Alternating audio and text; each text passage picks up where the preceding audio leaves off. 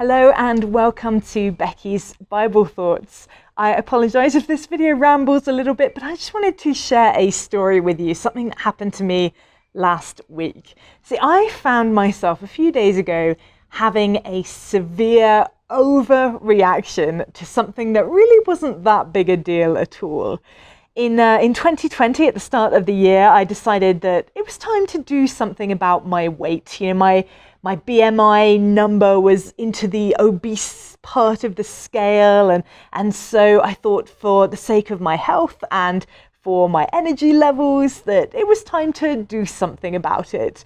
Now, I'm not a big fan of restrictive diets. I really like chocolate. I don't want to be cutting out sugar or bread or any of those lovely things. So instead, I just decided to take it slow and cut back a little bit on quantities and to move a little bit more. And it worked. In that first year, I lost 15 kilograms. Not too bad. I felt much better. But then the weight loss started to stop. It just plateaued. And, I wasn't too bothered about it because I managed to maintain that lower level weight for like 4 months without putting any of it back on. Not a bad result, I thought. But I decided that my hiatus had lasted long enough a few weeks ago, and it was time to start chipping away at the rest of the weight that I had to lose. So I found a new exercise program, which I was enjoying, and I had a really good few days of eating less. And I had a sneaky midweek look at the scales, and it showed a really promising, good result. But then the weekend came, and my husband Dave and I decided to have a nice anniversary treat at a lovely hotel not too far away, and it included a lot of food. Now, I didn't worry too much because my logical brain said I'd had a good few days, so a bad couple of days would balance out. Well, that didn't quite work out as anticipated. When I weighed, the number was higher on the scales than it had been for weeks, probably even for months. And I had a good little cry about it. For the entire day, in fact, I found myself feeling a little bit miserable. And I started to feel as if I'd failed, as if I was a failure. I started to think, what's the point in doing this? It is going to take me weeks to undo the damage of a couple of bad days. What's the point? Well, as I started to think a little bit more about it, I realized that actually this wasn't really to do with a number on a scale. Well, maybe a little bit, but actually it was to do with a range of different things. It was because I had been publishing videos on YouTube for a year now, and it seemed that my numbers of views hadn't gone up at all.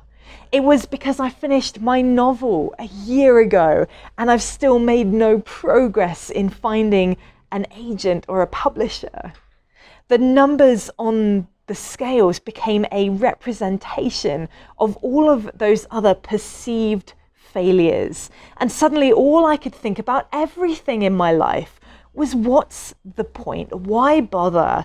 Nothing I'm trying is working. Who am I to think that I could achieve anything? It felt like it was time to give up on my writing, on my videos, on getting to a healthier state physically. Why is it that we do this to ourselves? I'm sure I'm not the only person who's had an experience like that. Those numbers, those figures, they do not change who I am. Not for a moment, not for an instant. The fact that I haven't been professionally published does not mean that I'm not an author. I am. I've written books. Low numbers on videos doesn't represent the impact that those messages have on the people who are watching them.